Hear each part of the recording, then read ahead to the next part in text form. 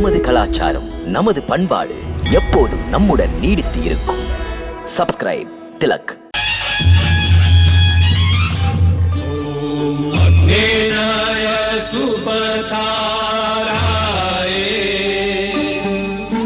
अस्मान् विश्वानि देव वयुनानि विद्वान् युद्धस्मज्जुहुराणमेनो भूयिष्ठान्ते नमः उक्तिं विधेम. ॐ स्वस्ति न इन्द्रो वृधश्रवाः, स्वस्ति न पूषा विश्ववेदाः, स्वस्ति नस्तारक्षो अरिष्टनेमि, स्वस्ति नो बृहस्पतिर्दधातु. ॐ द्यौः शान्तिरन्तरिक्षगुं शान्तिः, पृथिवी शान्तिरापः शान्तिरोषधयः शान्तिः, वनस्पतयः शान्तिर्विश्वे देवाः शान्तिर्ब्रह्म शान्ति सर्वज्ञं शान्ति शान्ति.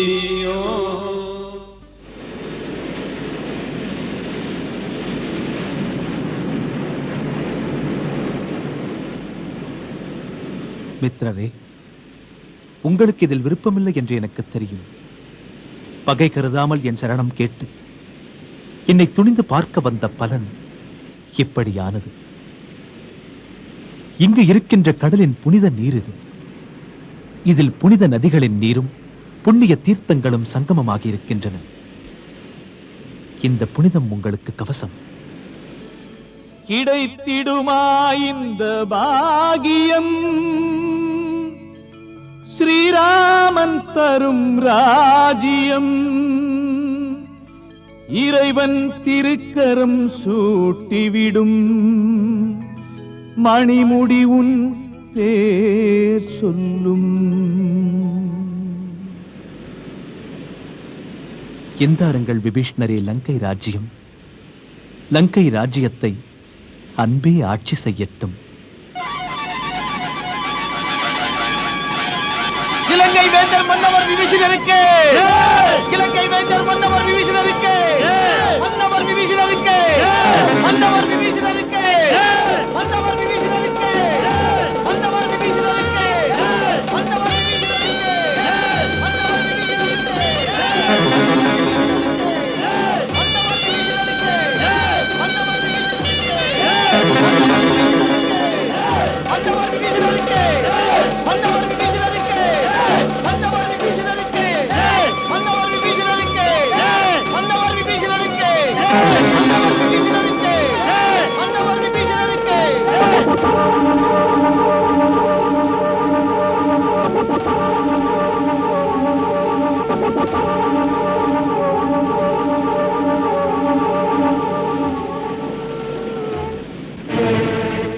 என்ன சொன்னாய்? விபீஷ்ணனுக்கு ராஜ்யாபிஷேகம் செய்தார்களா?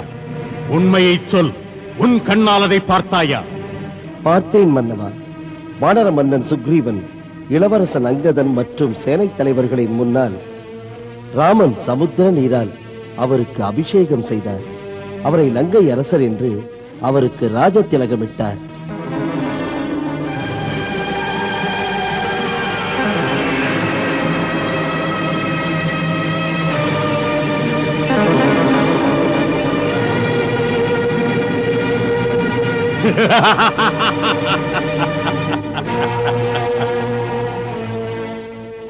ஒரு பிச்சைக்காரன் இன்னொரு பிச்சைக்காரனிடம் சொன்னான், பூமியிலே சிறந்ததொரு ராஜ்யத்தை பரிசாக நான் உனக்கு தருகிறேன் என்று. அந்த பிச்சைக்காரன் இந்த பிச்சைக்காரனிடம் சொன்னான், நான் உன்னை 3 உலகுக்கும் ஆண்டவனாக்குகிறேன் என்று. ஆண்டியாக சுற்றி வரும் கடந்த கால அரசன் அடித்து விரட்டப்பட்ட நன்றிகட்ட விபீஷ்ணனுக்கு ஆட்சி தருகின்றானாம். கடல் மணலில் அமர்ந்து வெறும் நீரால் திலகமிட்டு விட்டால் அரசருக்கு செய்கின்ற ராஜ்யாபிஷேகமா? படராமா, சவாய். ஒரு மாயாவியையே உன் மாய வலையில் போட்டுக் கொண்டு விட்டாயா? பாராட்டுகிறேன் உன் அறிவுத்திறனை. அன்று சுக்ரீவனுக்கு இதுபோல் அபிஷேகம் செய்து வைத்தான். பயந்தொழிந்த வானர அரசன் சுக்ரீவன் இப்போது அவனுக்கு துணை. ஆட்சி அதிகார விமர்சைகளை எல்லாம் இழந்து வனவாசத்திலே இருந்து மாற்றானை அரசனாக்குகிறான். அவனுக்கு துணை வாலாட்டும் வானர சேனைகள். அந்த வால் கூட்டம் விரிந்த கடல் கடந்து இங்கு வருமா? அப்படி கடக்க எந்த வழியும் இல்லை. அந்த குரங்கு படைக்கு உணவுக்கு ஒரு வசதியும் இல்லை. அங்கே வெண் மணற்பரப்புள்ள கடற்கரையில் தின்பதற்கு எதுவும் கிடைக்காது. பசியும் தாகமும் பொறுக்க முடியாமல் சேனைகள் பறந்தோடி விடுமே. மன்னிக்க வேண்டும் மன்னவா, வசதிகள் கருதாமல் செயல்படும் வீரர்கள் போல் தோன்றுகிறது. துடிப்புடன் இருக்கிறார்கள்.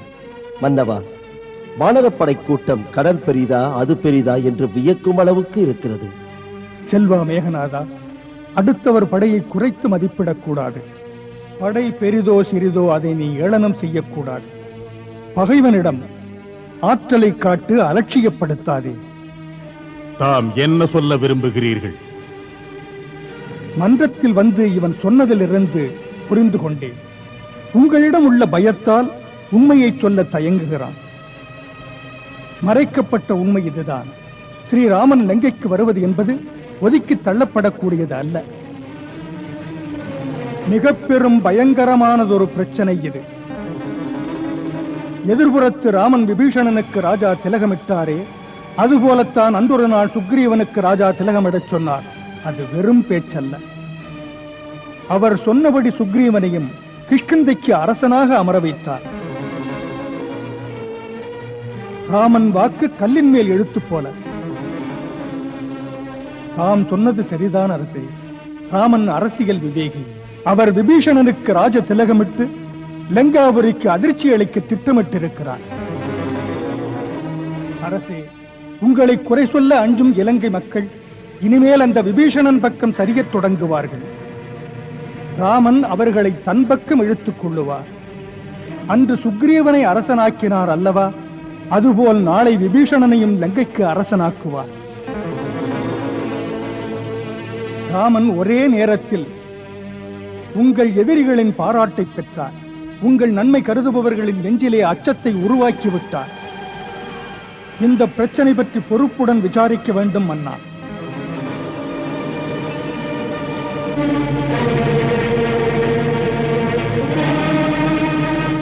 இப்போது சொன்னவைகள் நிஜம்தானா? என்ன நடவடிக்கை எடுக்க? மன்னவா, என் கருத்து எதிரி படைகளை இன்றே மோத ஆணையிட்டால் நல்லது. ஆம் மன்னவா, எப்படி கடலை கடப்பது என்று ஒன்றும் புரியாமல் தவித்துக் கொண்டிருக்கிறார்கள் அவர்கள். இது நமக்குத்தான் நல்லதொரு வாய்ப்பாகும் தந்தையே. நமது படையிலே எத்தனை ராட்சசர்கள் ஆகாசத்திலே பறக்கும் கலையை அறிந்திருக்கிறார்கள். அந்த வானரர்களை அழித்து ஒழிக்க இந்த படைகளை அனுப்பி வையுங்கள். எதிரிகள் எதிர்ப்பதற்கு முன்னாலேயே அவர்களை அவர்கள் இருப்பிடத்திலேயே அழிக்க ஆணையிடுங்கள். இளவரசே, மன்னியுங்கள். இது பிரச்சனைகளை உருவாக்கக்கூடியது. நமது படைகளின் ஆக்கமும் ஊக்கமும் இங்குதான். இது இன்னொருவர் மண் மீது சென்று நின்று நிலைபெற முடியாது. எனக்கு நம் படைகள் மீது சந்தேகம் இல்லை. பிறந்த மண்ணிலே இருக்கின்ற பாதுகாப்பு போல அடுத்தவர் நிலத்திலே இருக்க முடியாது. எதிரி படைகள் வலிமையற்றதோ, உறுதியான கட்டுக்கோப்பு ஏதும் இல்லாததோ அது முக்கியமல்ல. பொதுவாக இங்கே அந்த இரண்டும் இல்லை. நமக்கு சேனாதிபதி அகம்பனின் விளக்கம் புரிகிறது. நாம் இலங்கையில் அமர்ந்திருப்பதே எல்லா முறையிலும் நல்லது. நமக்கு மிகப்பெரிய காவல் அரண் விரிந்து பறந்து கிடக்கின்ற கடல்தான். அனுமனை போன்ற சிறந்த ஒரு வீரன் தான் இங்கு பறந்து வர முடியும். பெரிய சேனையை நடத்தி கொண்டு விரிந்த கடல் மீது வருவது என்பது ராமனுக்கு கூட முடியாத ஒன்று. ஆகையால் நமக்கு இது சிந்தனைக்குரியதல்ல. மன்னா, யார் சேனையானால் என்ன கடல் கடக்க முடியாதுதான். ஆனால் சிந்தனைக்குரியது. எதுவும் நடக்கக்கூடியது. அனுமானே, இங்குள்ள நிலவரங்களை சொல்லி இருக்கலாமே. கடலின் விரிந்த பரப்பளவை. அப்படி அந்த ராமன் இப்படி சேனைகளை அழைத்துக் கொண்டு முனைப்பாக வந்தார் என்றால் அவர் யோசித்துத்தான் வந்திருப்பார். கடல் மீது கடக்கும் உபாயம் ஏதோ வைத்துள்ளார். ஆகையால் அமைதியாக உண்டு உறங்கிக் கொண்டிருப்பது பிரச்சனையை தீர்த்து தராது. நம்மை நாம் நிலைப்படுத்திக் கொள்ள செய்யத்தக்கது என்ன? சேனைகள் சீறி பாயாதிருந்து பிரச்சனையை தீர்க்க நினைக்கிறீர்கள். ஆம் இந்திரஜித், சேனைகளை அனுப்புவது இன்று உகந்ததல்ல. குறுக்கு வழியிலே செயல்படுவது நல்லது.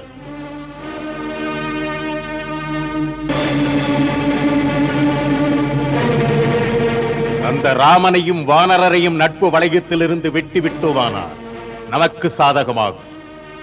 நாம் எப்படியாவது சுக்ரீவனை சந்தித்து நம் பக்கம் இழுத்துக் கொண்டால் இதுதானே அரசியல்.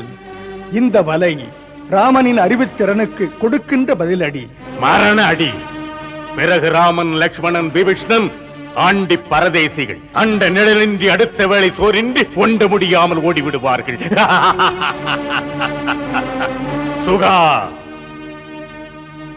ஆணையிடுங்கள் மன்னா.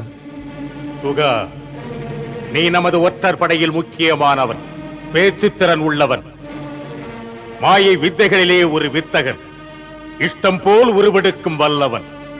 ஆகையால் நாம் உன்னை தேர்ந்தெடுத்தோம். இப்போது உன் பணிக்கு ஆயுதம் அறிவுதான். சுக்ரீவனை எப்படியாவது வசப்படுத்து.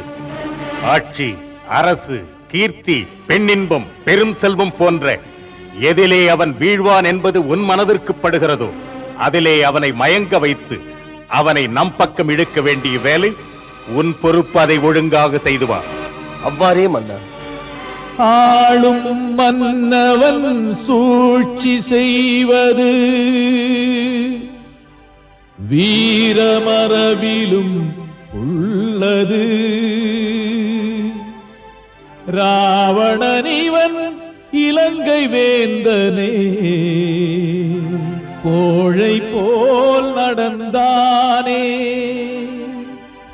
வந்த எதிரியின் வலிமைகள் என்ன, வசதிகள் அங்கே என்ன,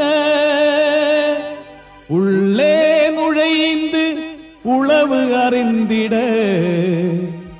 தூதனே போய் வா என்றான். தூதனே போய் வா என்றான். இரவோடு இரவாக இவன் ஏகினான். இலங்கையின் ராஜாங்க தூதன் விரைந்தான். விரைந்து வஞ்சக நெஞ்சுடன் நின்றான். தீயவன் நின்றான். விவரம் அறிந்திட நின்றான்.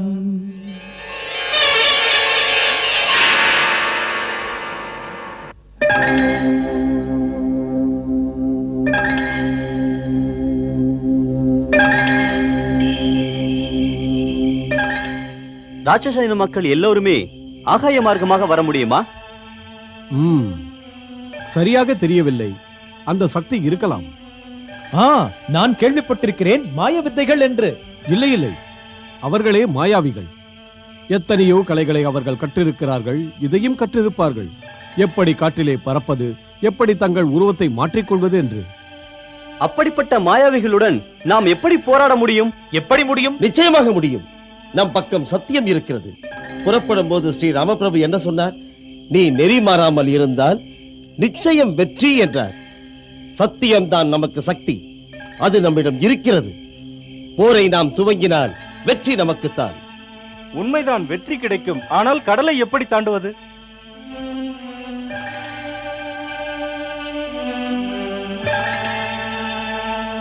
தெரியுமா, ஒரு சமயத்தில் அகத்திய முனிவர் கடலை கமண்டலத்துக்குள் அடக்கினாராம். வேறு வழியே இல்லை என்றால் ஸ்ரீராமன் அகத்திய முனிவரைத்தான் கூப்பிடுவார். தெரியாதா முன்பும் அகத்திய முனிவர் ஸ்ரீராமனுக்கு திவ்யாசனம் கொடுத்த கதை?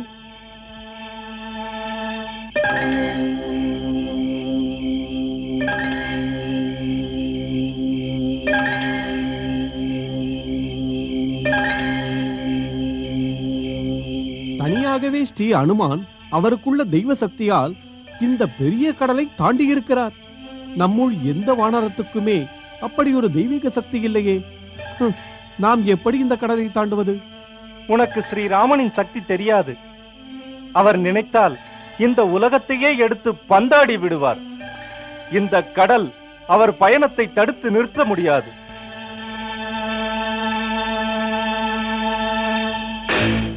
அண்ணா, நம் முன் உள்ளது ஒரே பிரச்சனைதான். நம்முடைய இந்த பெரிய நீண்டதொரு சேனை சமுத்திரத்தை தாண்டி எப்படி செல்வது? ஆனாலும் அண்ணா, எல்லாருக்கும் ஒரு நம்பிக்கை, உங்கள் சக்திக்கு முன்னால் எதுவும் நிற்க முடியாது என்று. தாம் இந்த பெருங்கடலை வற்றச் செய்ய முடியும் என்று. அவ்வாறு செய்ய முடியும். பொதுவாக லக்ஷ்மணா, முற்றும் யோசிக்க வேண்டும். தேவையற்ற ஒரு போரை தவிர்த்து வேறு வழி இருக்குமா என்று யோசிக்கிறேன்.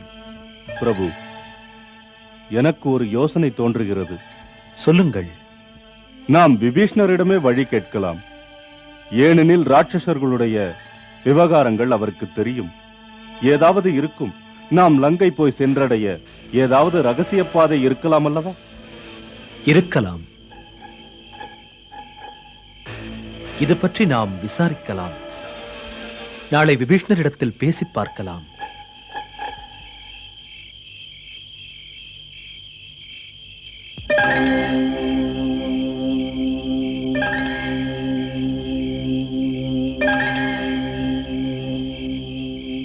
சுகா, நண்பரே, போய் ஓய்வெடுத்துக் கொள்ளுங்கள். இரவு நேரமாகிவிட்டது. ஆணைப்படியே பிரபு.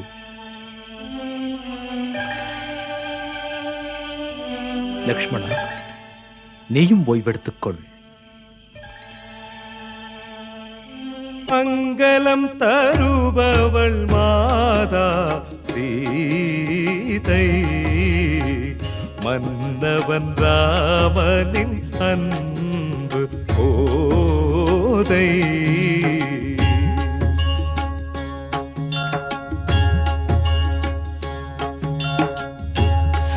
சீதாராமன் புனித கதை கேளீரே, மதுரம் மிகுந்த அனுபவம் பெற மாறீரே.